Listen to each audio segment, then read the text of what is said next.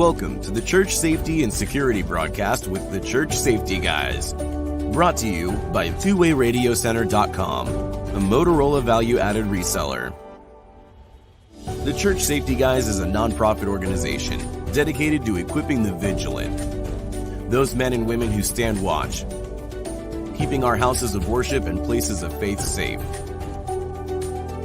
We believe church safety and security must be a ministry first, and have engaged servant leaders who continually strive for excellence and teams of motivated volunteers that are always training. Join us for the next hour as the Church Safety Guys unpack safety, security, leadership, and ministry operations with your hosts, Dr. 𝗧𝗵𝗂𝗿 and Mike Scully. This broadcast is also available on YouTube, your favorite podcast platforms, churchsafetyguys.com, and on the original Church Security app. Download it today. Feel free to like, subscribe, and share with your ministry.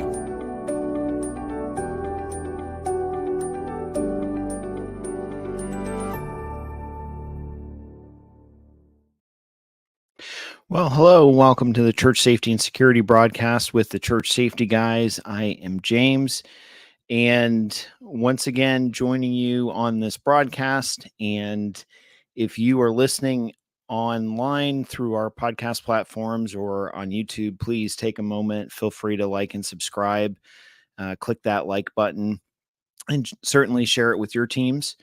This is actually going to be the first of a series that we're doing entitled Other Resources.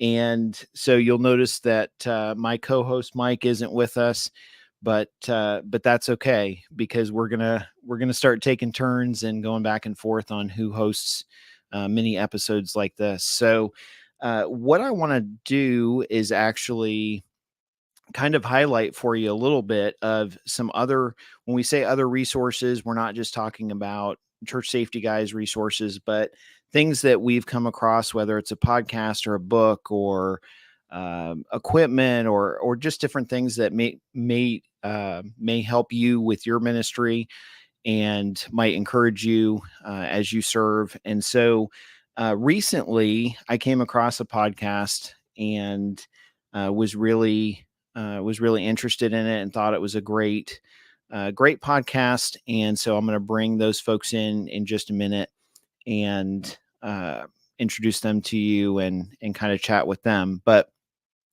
for starters, just to let you know, again, if you're listening to this at a later time, feel free to reach out to us through our website, which is churchsafetyguys.com.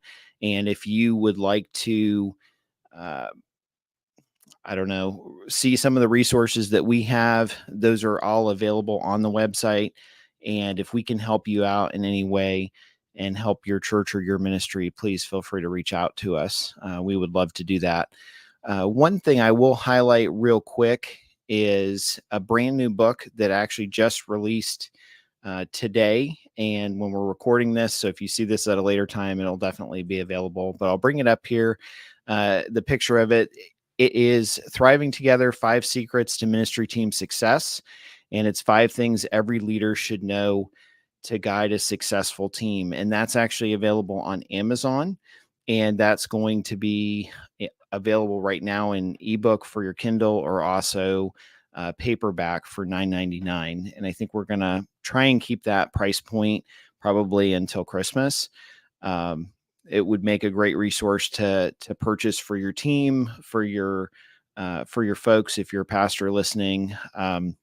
Something that we recently put together, and we had quite a few different pastors around the country actually review it and offer feedback and content. And so it's not specifically for church safety and security, although it certainly can help. If you're leading a safety team, it would certainly benefit you to take a look at that. But ultimately, it's just a book on leadership practices and principles, and that's from my experience through the years of leading ministry teams and occupationally actually leading teams, etc. So definitely you want to check that out. And again, that's available on Amazon for $9.99. And if you need to, or if you would be interested in bulk ordering that, please feel free to reach out to us through our website, because we're happy to give you a discount as much as possible on that for quantity orders. So what I will do, I will actually go ahead and bring in my guests on this broadcast, and they're actually from the Sacred Cows podcast. So I will bring them in and take that out. So they can actually be heard on, well, I listen to them on Apple, but they're on all the podcast platforms. And Joe and Jordan, welcome. So thanks for hanging out with me. Yeah, absolutely. Thank you for having us. It's a pleasure. You are our first guest appearance on another podcast, so we're really looking forward to it. I feel like we've made it, right, Joe? Oh yeah, this is it. It's all uphill from here. Yeah.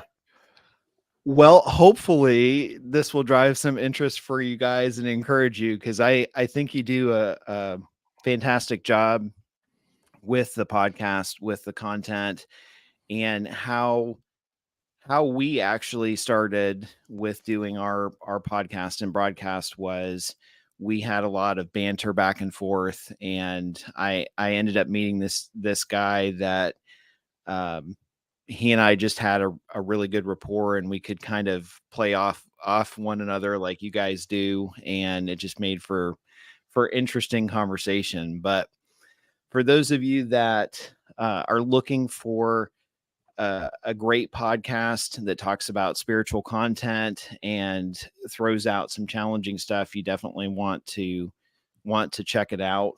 And I will put that plug in there. And for those of you that are like, okay, I'm not really sure why you would bring in a random podcast. It's not really random, because Joe is actually my brother. I'll just close that real quick.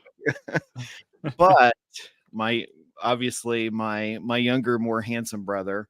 Oh. But I'll throw that out there. There's a giant but.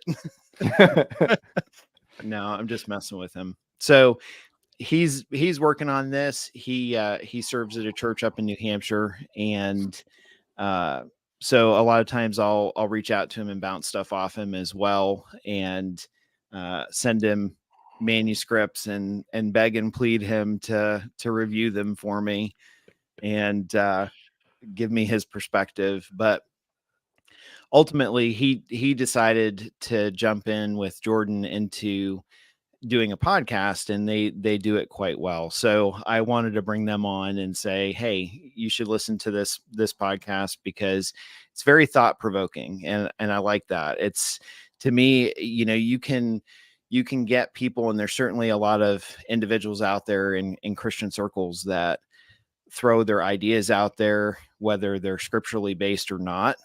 And part of the reason that I appreciate how you guys do it is because oftentimes you'll try and give both sides an equal time to understand some of the perspective with it, versus just coming right out and saying, this is evil, don't do this. And certainly, considering some of the background, some of at least some of my background with churches, particularly that shall remain nameless, because I don't want to offend anyone listening to this podcast at a later time. Not Winchester, if Jeremy listens to this, because I love you, Jeremy. You know that. But seriously, we do have churches that are more conservative and tend to be very fundamentalism, or oriented toward fundamentalism. And so oftentimes this can be kind of an interesting, some of the topics you bring up can be an interesting segue to understanding how maybe sometimes we are a little bit too legalistic on some of our thought processes, and hold tight to some of those ideas, maybe tighter than we should. I don't know. You guys nailed me on one of them, and I'm not going to say which one. No.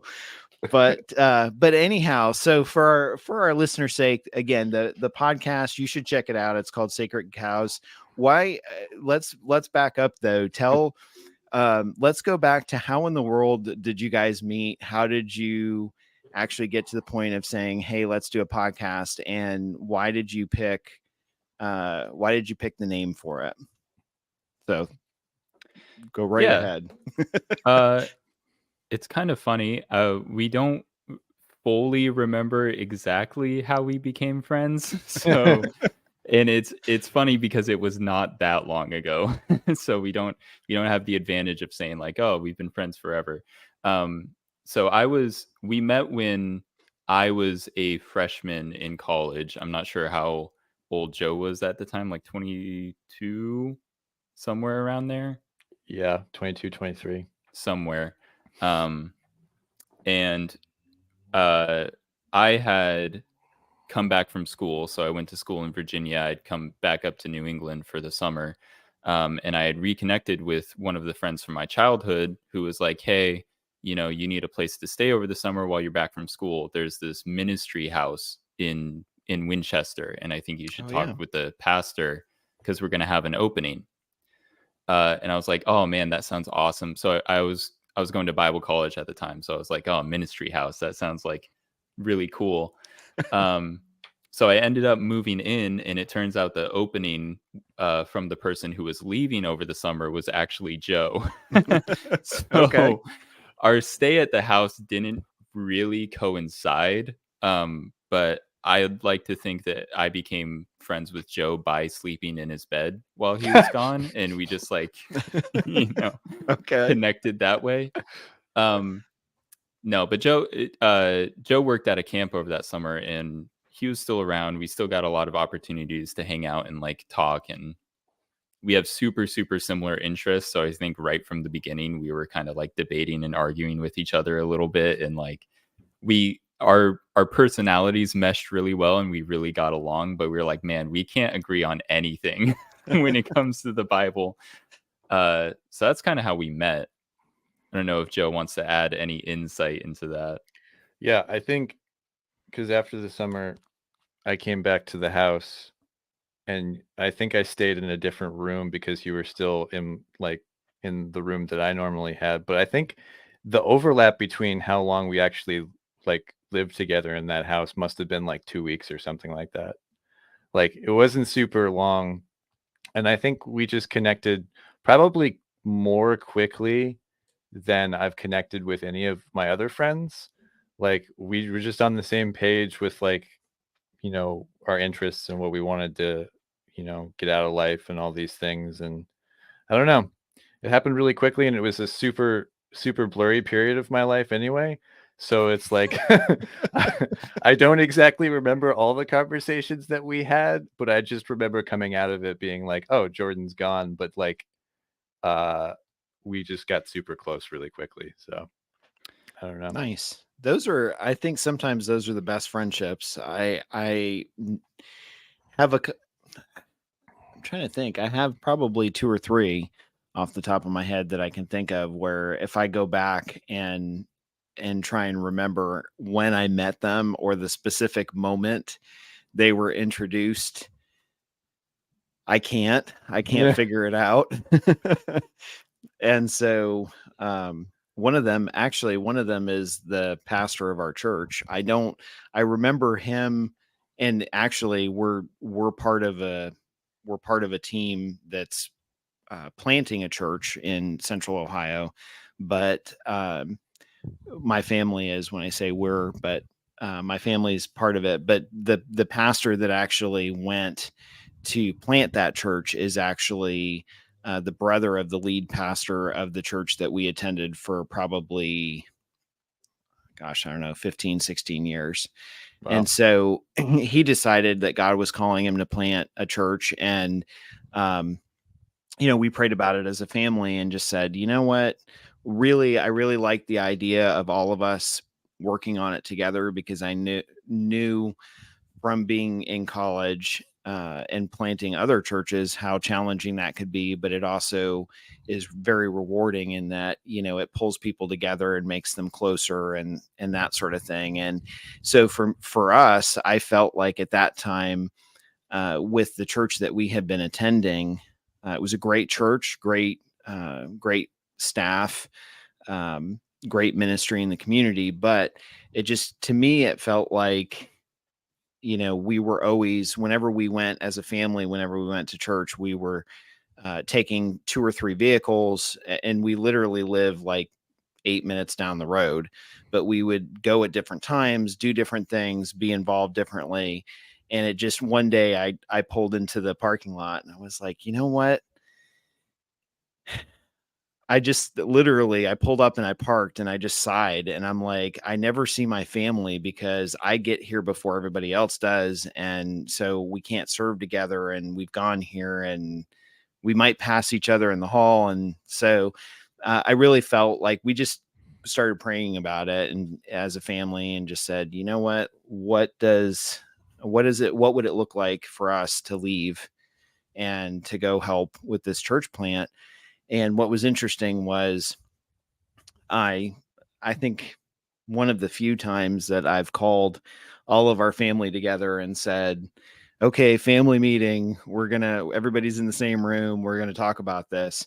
What was interesting was every individual actually had prayed about it before I brought it up, and had said, that felt like God was really putting on their heart to do it. And so when I brought it up, it was just kind of like the catalyst to say, okay, you know what, maybe this is what we're supposed to do. But anyhow, yeah, the pastor of the church plant that's kind of how he is for me. I don't remember meeting him. I remember him and his family moving up to Columbus, and starting, coming to the church, like the first Sunday that they came to the church. But I just remember from there on out, doing stuff with them, and at any activity I would jump in and help him. And so now it's just kind of, to me, it kind of feels like natural that if he's planning a church or doing something else, that I should probably help him. I tell him often that it's keeping him out of trouble, but I don't know. I don't know if that's the case or not. Sometimes it might be keeping me out of trouble, for sure. but no, that's cool. Whenever you have a friend like that, it's kind of cool. So yeah, it was really bizarre. Like, I remember meeting most people in my life, but I don't remember actually saying, like, greeting Jordan for the first time. It's like, you were probably like, work? Hey, you get out of my bed. Yeah, why are you here? Yeah, not to get sappy, but it does feel like I've known Joe like my entire life most of the time. Sure. And I really I have to think long and hard sometimes about how long I've really known him. And it's funny because at the end of that summer, right before I went back to school, we decided to get tattoos together, which nice. Looking back is so funny, because we ended up getting tattoos, and I was like, I barely know this guy. I've known Joe for like 3 weeks, and I just went and got a tattoo with him. And yeah, but I feel like it was really one of those, to quote C.S. Lewis, it was one of those moments where you're like, oh, you too, like you feel the same way about all these things. So we just really hit it off immediately and had a really deep connection. Yeah, I can say it because he's not on, but my co-host now, Mike, he lives down in Texas, and he's originally from Massachusetts. So oftentimes we'll talk, and we have a lot in common. Like his family used to go up to Maine and do different things and that sort of thing. And so it's funny because every once in a while, he's a I don't know, a crazy loyal Red Sox fan. Ooh. And so I tend to lean in that direction as well. Red Sox, Patriots, I'm still there. which in Central Ohio is kind of dangerous sometimes No because kidding. Yeah. everybody connects Tom Brady on the Patriots still. And then they connect Tom Brady went to Michigan. So Michigan and Ohio State are, rivals, and it's bad. But anyhow, it's one of those things where you go to church and you talk more about college football than you do the Bible. And sometimes that's a little irritating to me. I'm just being honest. It's like, hey, how's it going? How was the game? Oh, great. Thank you. But anyhow, so yeah, but that's how Mike is too when he's on, when we do stuff together. And I think he actually just called me one day. He was like, he reached out to us through one of our social media groups and said, hey, I want to help. Here's my number. Can I call you? Can I talk to you? And I remember the first conversation I had with him, it went for like an hour and a half. But when we realized how much we had in common, it was really cool that, that we get along so well and have that connection for sure. Yeah. So I'm trying to remember, like, Jordan and I have talked about doing a podcast for a long time. I'm trying to remember if you have, Jordan, any insight into like why that started. I guess we just kind of had like so many awesome conversations with each other, and then we have other friends that they would participate in the conversations, and we would just kind of talk about stuff and try to work stuff out. And eventually, after we had both graduated, Jordan moved back into the area and was like, oh, we should actually like try to get this off the ground now. Okay, that's cool. Yeah, so it was crazy because we've been like good friends for so long, but we've never actually like lived together for longer than 2 weeks or lived near each other for longer than 2 weeks. So he was like randomly out of the blue. Well, for me, it was out of the blue. He was like, hey, I'm moving back into the area. I was like, oh, that's awesome. Cool. You mean I'm going to get to see you like multiple times a week? It was a good time. I don't remember where the idea from the podcast came from, though. It was just like something we've always talked about. Yeah, well, I think it started as like a joke, like because Joe and I would argue and like have these really deep conversations, sometimes at like really inappropriate times. Like we'll be at whatever it is, a church potluck or something. Yeah, to answer your question, we are those annoying people. Oh, come on. Church potlucks are made for conversations like that. Or like going out. Oh my gosh, dude. Going out for mini golf. I don't know if you remember that, Jordan, but like that was always a trip. And I think one of our friends was jokingly like, oh, you guys should start a podcast, like razzing us. You know what I mean? Yeah. And then because Joe and I are both jerks, we were like, oh, that's a really good idea. We should do that. Just to spite those people that said we couldn't. Yeah. So I think that's how it got started. And then, like Joe said, I moved back up in the area, which is way too long of a story to explain here. But I ended up moving back to the area, and we were talking, and I was like, you know what, man, we should just do it. You don't start anything till you start, So that's half the battle. Yeah, we had a couple of conversations on what we would do and kind of what we wanted our vision for the podcast to be, and then we were like, yeah, let's just record it, and I will edit it, and we will start posting it, and it will probably be awful, but we will put it out there. I think that's what you said. We said something like that. It's like everybody's awful when they first start doing it. I don't remember if that was you or one of our friends was like, oh, everybody sucks at this the first time that they start. So if you just start it now, like by the time you get like 50 episodes into it, you'll be up decent. Yeah. Not terrible to listen to. Well, I mean, you do kind of develop your stride for it after a while, and you get kind of used to it. I had the hardest time when I first started doing it for church safety and security. I mean, we did it live. We just did it straight to Facebook Live. We didn't do another platform or anything to do a podcast. And I had the hardest time with the camera because Facebook Live, puts the camera out there and it's like, oh no, people are watching me. That's So terrifying. it was terrifying. I can't imagine. It's so crazy because when we record, we just like, in the room together, like having a conversation, which makes it super surreal when people like quote your podcast to you. It's like, oh, I was just having a conversation. I can't even imagine doing it live and just being like, oh, people can see me right now. It's not like, it's not too bad. I mean, we've gotten used to it. I think oftentimes, like what we've tried to do is we go out and we'll interview, or we'll ask like leadership gurus or, church ministry folks to come on, or maybe, different people that specialize in church safety. We've had those folks come on and that sort of thing. And really the big thing is we've had more apprehension from people saying, I don't want to come on because I think you're going to like bait and switch me. Like you're going to throw questions. And I just had a really horrible interview with one gal was in crisis management, probably one of the industry leaders in crisis management in North America. And I invited her to come on the broadcast to talk about, how churches can be involved with crisis management and that sort of thing.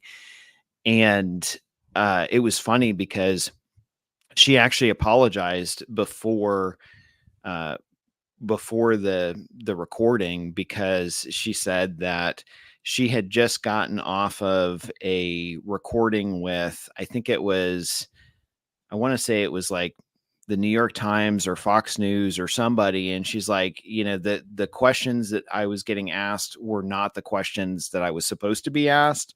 So I felt like they were really just trying to, I don't know, be obnoxious and, go off the rails with this interview.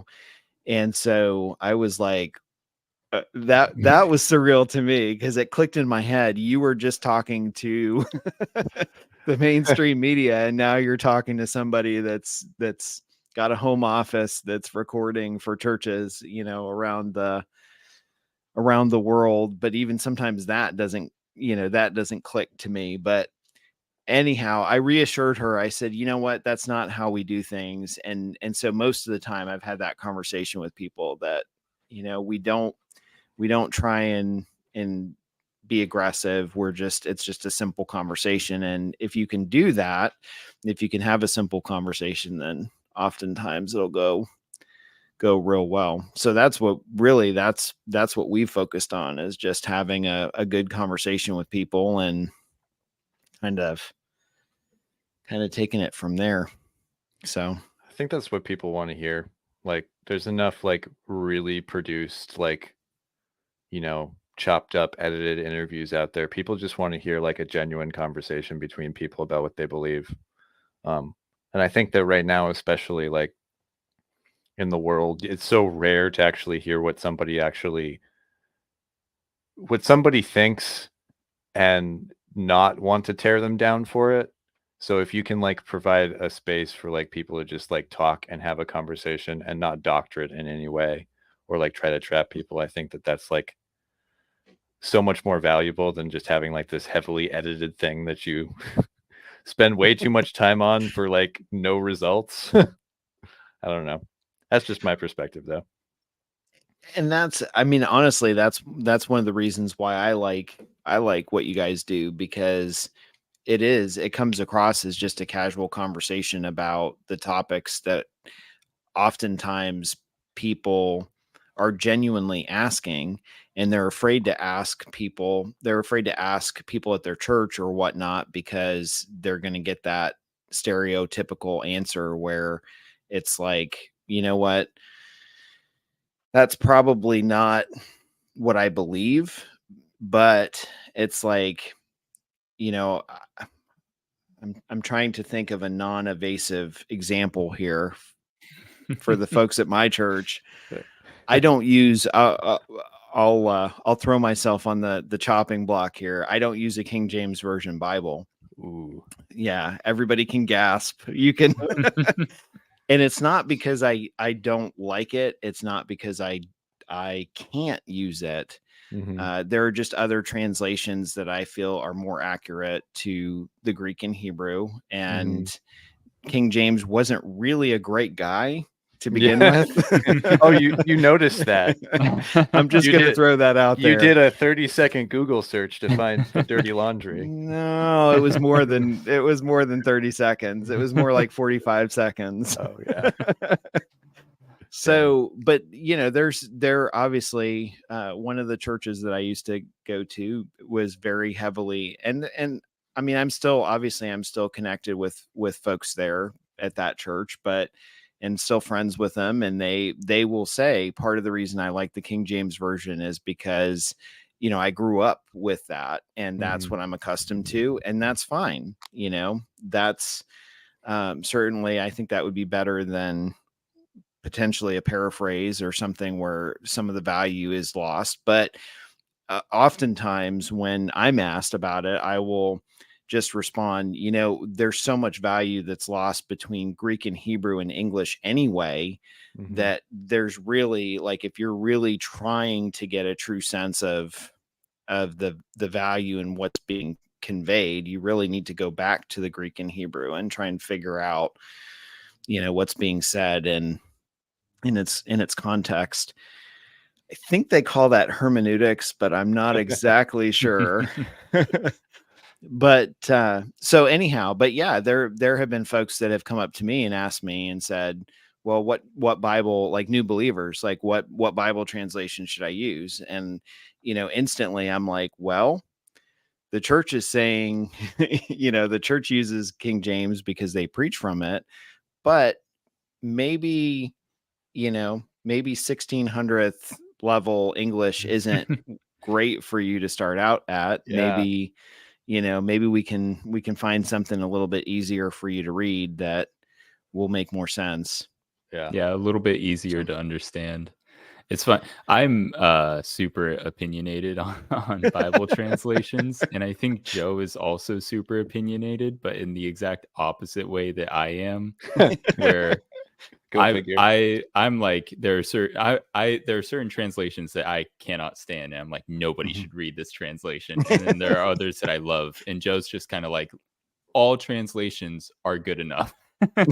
Like, we'll put the wacky stipulation on that. Most translations are good enough. There are translations where I'm like, probably not this, but like it's still.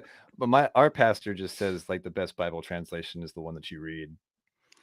And we have a hard enough time trying to get people to actually read the Bible. I mean, that's a fair statement. But, I used to actually years ago, before we moved to, actually right after I got out of college, I went and became a store manager of a Christian bookstore.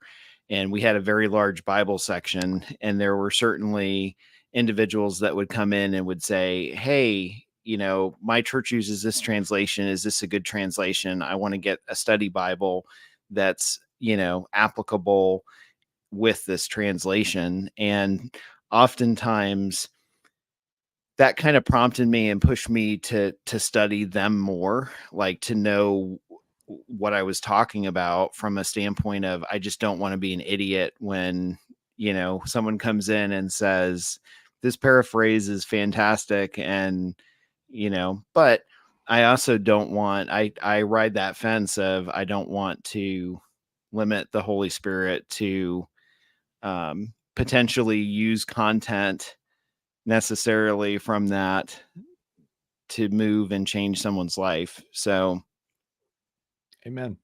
But amen. You guys, I'm looking at both of you and you're both like, okay, should I jump down this rabbit hole or dude, welcome to the podcast, man. Welcome to the Sacred Cows podcast. We just spend an hour and a half trying to figure out what rabbit holes we should jump down and which ones we shouldn't. Oh man, we have a running joke that Joe likes to interrupt me because there have been so many times where I'll be like halfway through talking about a topic and he'll just out of left field be like, yeah, but what do you think about this? And we just completely 180 pivot.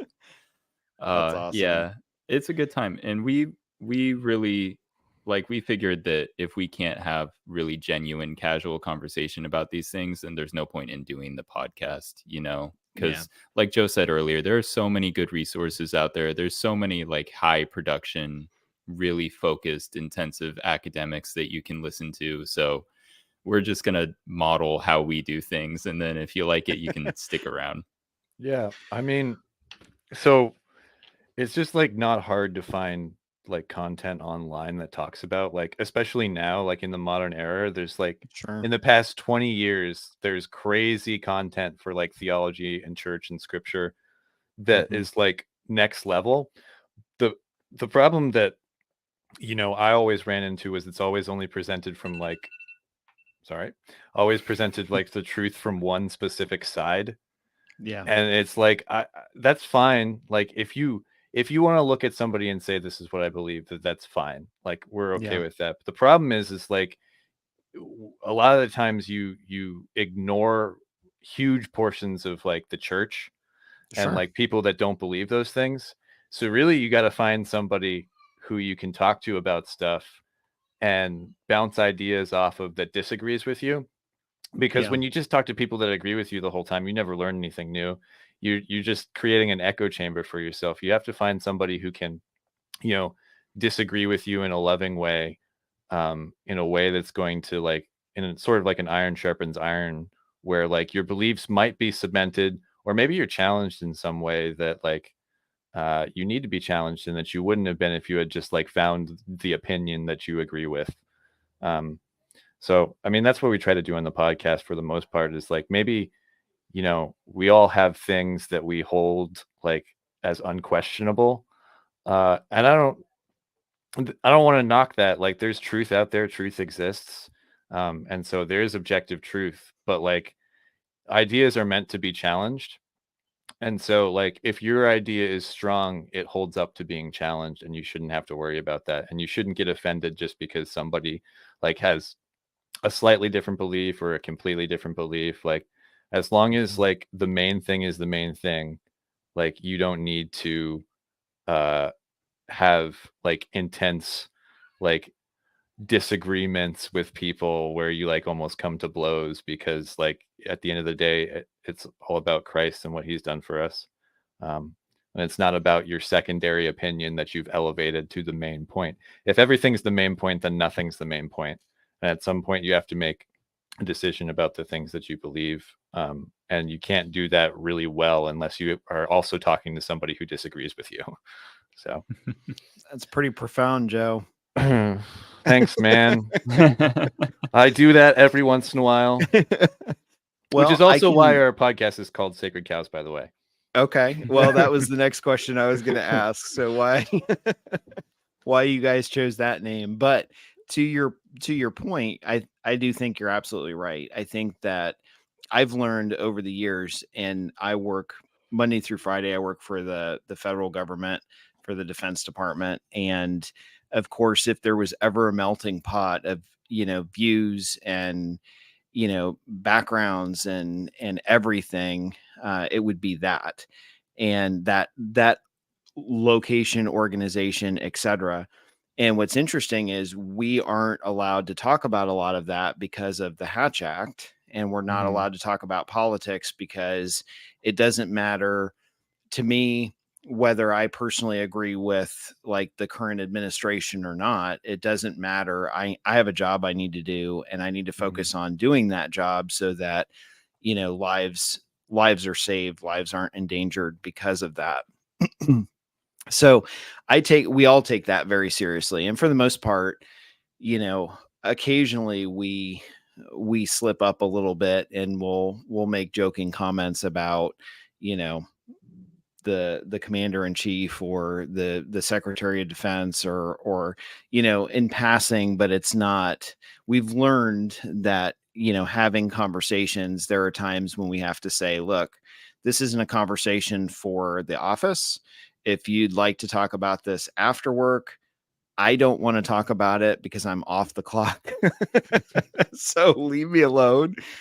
But what was interesting was I think it was a few years ago, I had the opportunity to actually talk with an individual that didn't understand a lot about Muslims and what they believe.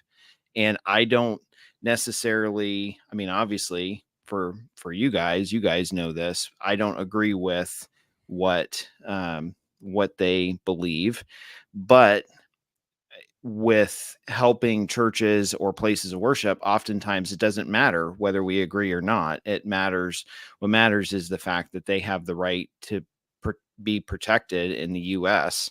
as much as possible. And so they can do things that can protect themselves, just like a Catholic church or a Baptist church. So denomination means very little, really, to us as well. But I digress. So to the Muslim comment, what was interesting to me is I was actually able to explain some of the differences to this individual so they could understand.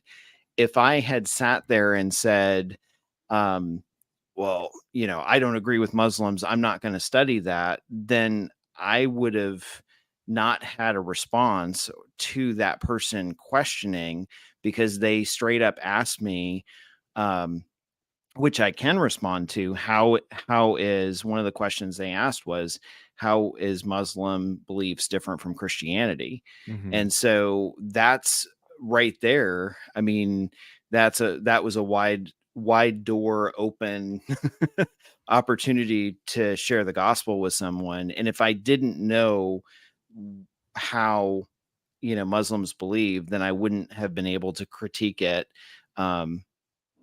and really come back and say, hey, this is what they believe versus this is what Christians generally believe, and have that conversation. And so I agree with you. I mean, I think that people have an obligation to understand both sides of it. And I think a different generation, and I can say this because you guys are both younger than I am, but the truth is, years ago, there wasn't a deciding factor. It was like, oh, and maybe even our parents were more apt to say, well, I don't agree with them. We're not doing, that's it. They're bad. They're doing something different, etc. And it's like, but what I've seen specifically in churches too, is a younger generation saying, well, it's not good enough to say why, or just say, do it, because you have to explain to me why it's not. Like, what is the value and what is the difference here? So that I can understand and comprehend and know, where the balance of truth lies and what it looks like. So, but going back to the translation real quick, I'm going to beat that horse a little bit more. What's funny is that, Joe, growing up, I mean, Dad, and I've said this to him before too, he's always used a New American Standard translation. Mm-hmm. And what's interesting to me is that that was one of the translations that came out shortly after or shortly before he got saved. And that was a translation that someone introduced him to because he couldn't understand the Catholic Bible at the time, which Grandma and Grandpa used because they were Catholics. And I believe Catholics used King James Version, but he appreciated the New American Standard as a translation because he felt like he could understand it as a new believer better. Right. And what's interesting to me is now, for the groups and churches that I'm involved with, everybody's like, New American Standard, what's that? Like, I've never heard of that translation before. And I'm like, okay, I grew up with that translation and using it, but I don't know. Yeah. So I do think a lot of it has to do with culturally, at the time. I mean, if someone hands you a Bible and says, here's a Bible, read it, you're probably going to be more comfortable with that because they gave it to you versus going and trying to find something else. So yeah. I think it's important to keep in context that God is alive and his word is alive and living. So even if there are translations that you disagree with, and like I said, I'm very opinionated. I have a ton of translations that I don't really like. Release the Jordan cut. God still uses those translations and still speaks to people through them, and they're still scripture. So I think God will find every way to communicate to people, and if he happens to communicate to you through a specific translation, then more power to you. That's fair. I'm gonna get all sorts of hate emails. You guys won't. I'll be the ones that'll that'll be getting like the email. You can direct them like, all our way. I'll leave my email with you. That's fine. I get that kind of stuff from time to time. So yeah, we talked about it a little bit before we started the podcast, but I get the angry texts from people because you kicked the thing that they're super into. Yeah. Bible translation is the least of my worries, man. Like I can talk all day about that stuff. Like, well, people don't know what they're getting into when they get angry at us. It's just like, oh, this is the tip of the iceberg. How long would you like to talk about this?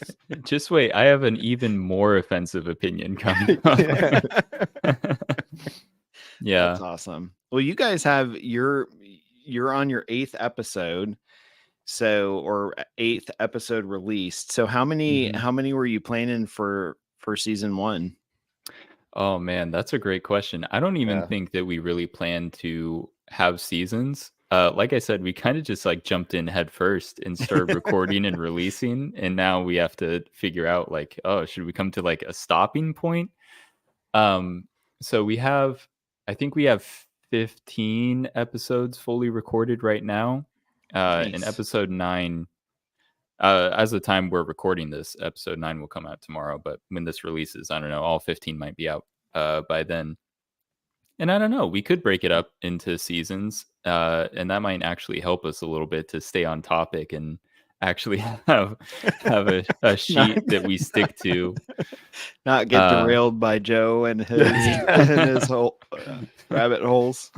Yeah, but I mean, we're having a good time doing it, and so we might just do it into the future and see if we ever get bored and want to stop. We decided pretty early on that, you know, it's really hard to make it in entertainment these days. So we kind of came to the conclusion that it's very possible that nobody listens to our podcast, and you know what, that's okay, because we're making it because we want to make it, because it's an outlet for us. It helps us, and hopefully, even I tell myself this all the time, just in ministry in general, if it helps a single person, if one person listens to it and says, yeah, I got a lot out of that, it was really helpful, then all this work was worth it. So that's the mindset we try and keep. And I think we have been like relatively, I joke about like the angry comments a lot, but from the conversations that I've had, like in our immediate circle, there's been some fruit that's happened just because of the different perspectives that we have on stuff. And it's like, oh, I never thought about it that way, or like, oh, I was thinking about this my whole life, and then we talked about it, and we were able to see it from a little bit of a different perspective. If nothing else, because we're not necessarily trying to get people to like change their minds on everything. If nothing else, then that there's a different perspective out there, and there are people that can like I don't have to look at Jordan and hate Jordan because he believes something different than me. Like, I love Jordan, and so I want to have those conversations with him where we like, speak into each other's lives. So in that regard, like we just, it's until we get bored with it, which is like not likely to happen, because the whole podcast started because we just never got bored with having those conversations with each other. So, well, I can tell you that one of the episodes that you did on dating, I think it was one of the earlier ones, dating and courtship. That's our least popular episode. Is it really? Why do you think that is? The least viewed one. Because I don't know. I think our demographic Jordan can respond to this. I think that our demographic doesn't really care about like that conversation very much. I don't know what you think, Jordan. I think it is maybe not that they don't care about the conversation. I think it's maybe they don't care about us, like two young guys talking about that topic. But yeah, I got a lot of flack for that episode from everybody. Did you really? I know. Yeah, That's interesting. I thought you guys did a really good job of breaking it down, honestly. And I mean, I grew up in a Christian culture where courtship was, if you wanted to be biblical, you did courtship. Right. And it really wasn't until later when I met my wife at Bible college and she was like, "What's courtship? You keep talking about courtship, but when you keep talking about courting, but how is that really different from dating?" And I'm like, "Oh, it is. Oh, it is. This is how it's different." And now I'm quite a bit older and I'm not going to say wiser, but I'm just like, listening, I kind of chuckled because listening to you guys, I was, the thought that popped into my head was, you know what? There isn't a difference. Why are we doing this? Why are we calling it this? Stop. And it's funny, it gets me in trouble because oftentimes when you're doing that, I forget that when I listen to the podcast of you guys going back and forth, I forget that you're not there, as stupid as that sounds. No, we get that a lot. So I'm like, Joe, stop. What are you doing? Don't say that.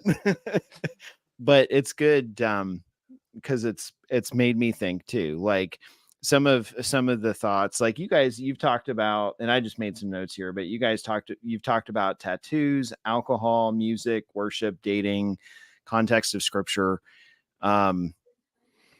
Almost every hot topic that that most people are like, I'm not going to talk about that because I want to still have friends after we're done with this conversation. But what's interesting about it is that, and again, for those of you that are listening to this at a later time, they do a really good job of taking that topic and going through it biblically and looking at it and having that conversation. I think some of my perspective on those topics, when I listen to how you guys have gone through and explained it, it's helped me realize that a lot of it's just my personal preference. Not like I've connected it back to maybe some biblical passage that someone shared with me years ago. And it's kind of pushed me to say, you know what, that's really not what was that passage intended for? That's not really what it's supposed to be intended for. I need to reevaluate that and take a look at that again, because oftentimes, with culture or how we're raised, or really a lot of different factors, we tend to use scripture and connect scripture back to justifying our principles and what we're trying to, the point that we're trying to make, rather than go to, scripture and see the point that scripture's trying to make. Yeah. So I don't know, but yeah. And everybody has those, right? Like everybody has some stuff that they probably learned when they were a kid and they just held on to, whether you're conscious of it or not. So I think that was one of our goals with this podcast, is that Joe and I really challenge each other so we can kind of maybe point out some of those blind spots in our life. But we also agree on a lot of the places where we think maybe the church should rethink, or just maybe even think about harder some of these issues. And so if we can even bring it up, because we've had this conversation a lot, Joe and I have, where there are certain things that we believed when we met each other, and then we challenged each other on those things so much that we realized, like, oh, I have to go back and actually figure out whether or not I truly believe this thing, which is really building. Even if you like agree with your past self and you end up not changing your mind at all. It's really building to your character and to your faith to actually struggle with and work out those things and really come to an understanding of what you really believe. So I hope that if nothing else, our podcast is a little bit challenging for people in a loving way, that they can kind of face some of the things that maybe they've held on to or they heard when they were like 10 in Sunday school one time, you know, and they've just always believed their entire life, and really help work out their salvation. For sure.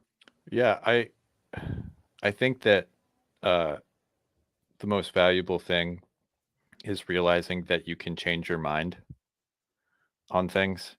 And I feel like we just get so dug into like, this has to be the thing, and we want to white knuckle that thing and never let it go, and then like buy its shoes and put it through college and like keep it with us as long as we possibly can, just because we've held on to it for so long.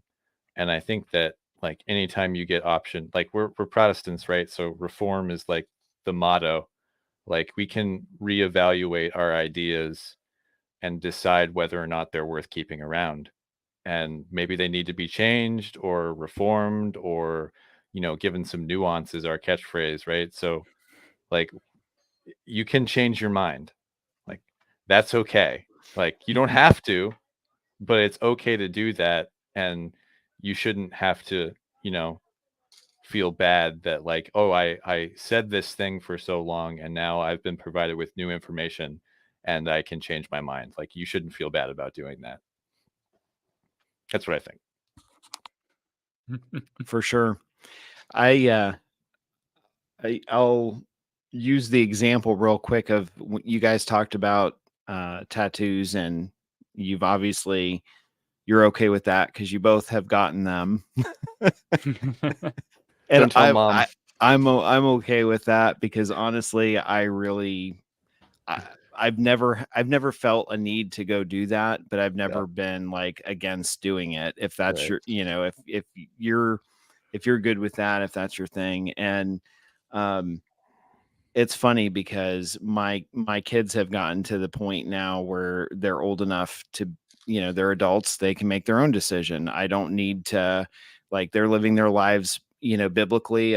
My wife and I have raised them, you know, given them a biblical foundation. They know how to research. They know how to make decisions for themselves. Mm-hmm.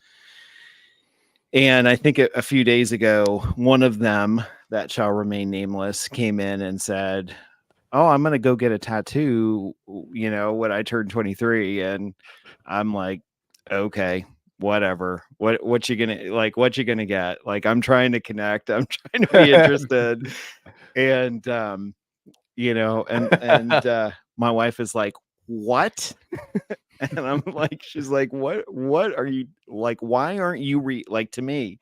She's like, why aren't you reacting more? And I said, they're adults. Like, what am I going to do? Say no? Like it's your body. You make that choice to do that. And it was so funny because one of my children, who again shall remain nameless, came into the room. So 1 in 3 guess. Yeah. Or 1 in 4 guess. And had like, oh, well, you're just doing it because I want to do it. And I'm like, you are still a minor. You are not getting one. And I'm like, there is absolutely no reason for you to get one. And she's like, but Uncle Joe's got one. Oh no. Like, oh, okay, we're done. So what you're saying is this is all Joe's fault. I don't know. His name comes up in the conversations more than I think he realizes. So I should watch what I do a little bit more then. Probably. It's just good advice for all of us, though. Yeah. Yeah. Amen. You should direct them to the Sacred Cows podcast to get a well-rounded view of our perspective. You know what? I said it before, but yeah, they're the ones that turned me on to it. So they're already listening to you guys. But anyhow, so we should wrap up because we're kind of at that point. But do you have a website or anything that you reference usually for folks to reach out to you if they're interested? Well, we are on social media. So we Okay. have an Instagram, a TikTok, a Twitter that I don't think we've set up yet fully. That we don't use. Yeah. X. It's called X now. I was It's going to called say, X it's now, not Twitter, sorry. it's X. Excuse me. Sorry, Elon. When you watch this, I apologize.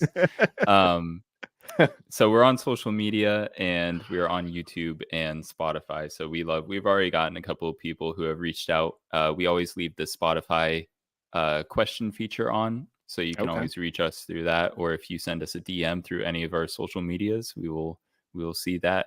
And honestly, we would love it if people reached out, even if it's only to tell us how wrong we are about things and how much they hated our episode.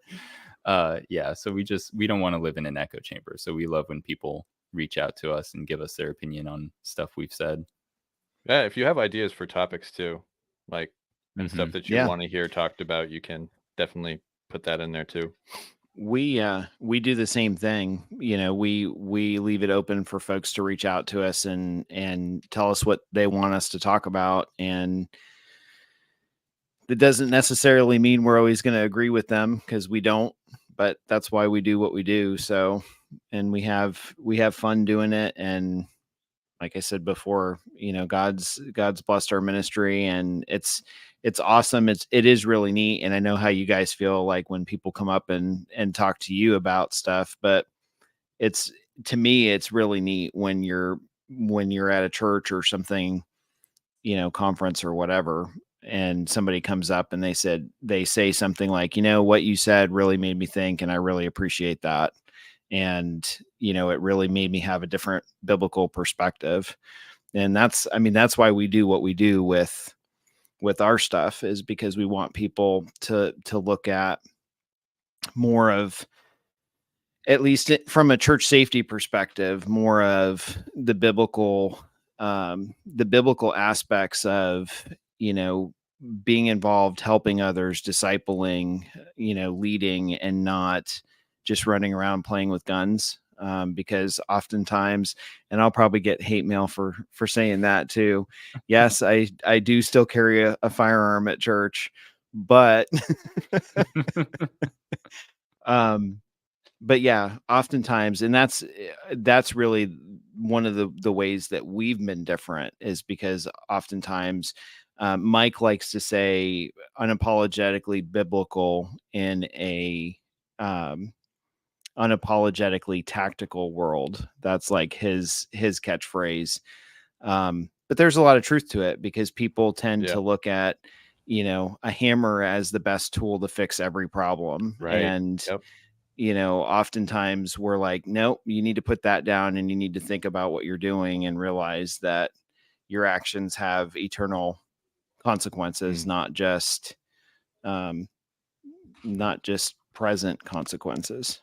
So, but anyhow, I will let you go. I appreciate you guys hanging out with me and chatting about this. And for those of you listening, definitely check them out. I'll pull up the picture here so you can find it again. But it is a Sacred Cows podcast, and they talk about topics that most people don't like to talk about, i.e. the sacred cows, or have them as sacred cows conversation. So, but anyhow, so again, thanks for joining me tonight, guys. Yeah, thanks for having us. We appreciate it very much. Cool. All right, so I will go ahead and wrap things up real quick. But again, thanks for hanging out. Thanks for watching. And in the future, if we can be of any assistance to you in your ministry, please feel free to reach out to us through our website, which is churchsafetyguys.com. And also, just a reminder, you're welcome to check out our new book, Thriving Together, 5 Secrets to Ministry Team Success, 5 things every leader should know to guide a successful team. And that's not just for safety teams. That just released today. So you're welcome to pick up a copy. Limited pricing, limited availability on Amazon.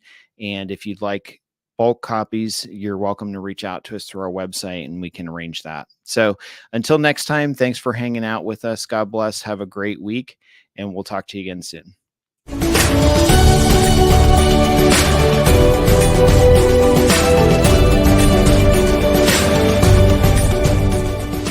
Thank you for joining the Church Safety Guys broadcast, brought to you by Vigilant Impact.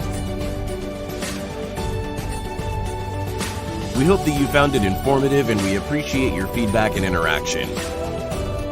Be sure to share our broadcast with your teams, join the discussion online, and connect with us on social media or at our website at 𝗓𝗏safetyguys.com. For other great ministry resources, download the Church Security app.